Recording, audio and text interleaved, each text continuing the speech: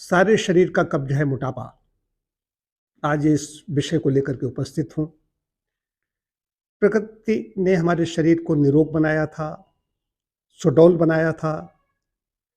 न शरीर में कोई रोग था, न आत्मा मलिन थी। लेकिन धीरे-धीरे क्या होता है, व्यक्ति का आहार-विहार दिनों महीनों नहीं, जब वर्षों तक दूषित रहता है, तो शरीर में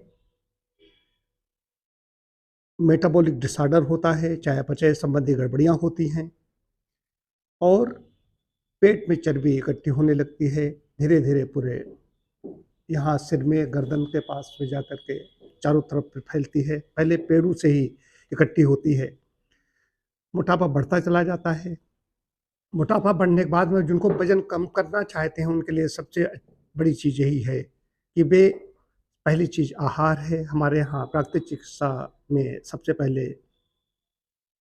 हम आहार चार्ट देते हैं, आहार तालिका बना के देते हैं। ऐसा आहार जिससे और फैट अंदर न बढ़े और वज़न बढ़े ना, और जो संचित है वो वज़न, वो जो संचित चर्बी फैट है वो शरीर के काम में आए। तो आहार में क्या दिया जाएगा, कैसे दिया जाएगा, कितना दिया जाएगा, ये स्वयं एक बहुत बड़ा विषय है।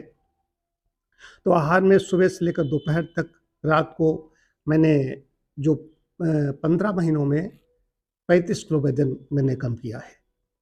वज़न तो 20-20 किलो और 10-10 किलो तो बहुत लोगों का, लेकिन 35 किलो से ज़्यादा मैंने अभी वज़न नहीं कम किया। तो उसमें आहार में सबसे चीज़ हो फल, सब्जियाँ, चोकर आटे की रोटी। कब क्या देना है, उसका पेशा कैसा है, वो काम क्या करता है। तो सुबह ज़्यादातर फल लिखता हूँ खाने के लिए। फल में भी जो भी सीज़नल है, सेब है तो सेब, अमरूद है अमरूद, गाजर है तो गाजर, जो भी इस तरह की चीज़ें।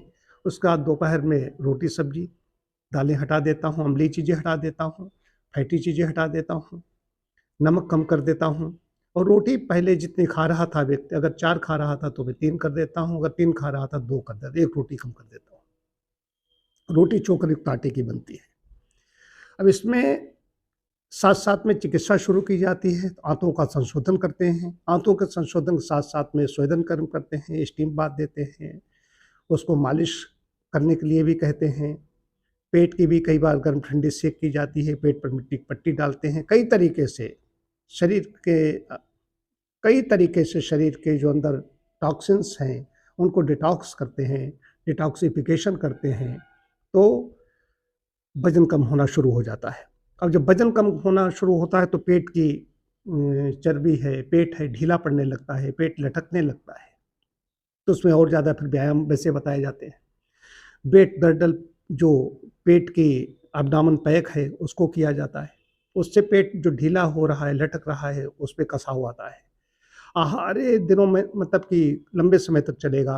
आहार को ऐसा नहीं कहा जा सकता है कि पता चला कि 15 दिन या 1 महीने उसने किया। इसको ज़्यादा लंबे समय तक चलाना पड़ेगा, तभी वो मनचाहा वज़न फिर से अपना कर सकेगा।